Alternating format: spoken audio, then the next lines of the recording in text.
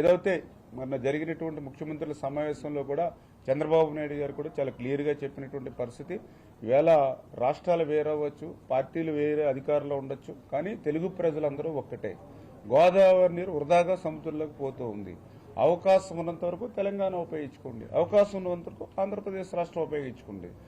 అల్టిమేట్గా ఆ వృధాగా పోయే నీరుని ఉపయోగించుకుని తెలుగు ప్రజలందరూ కూడా బాగుండాలనే ఆలోచన మేము కూడా వ్యక్తం చేసినటువంటి పరిస్థితి.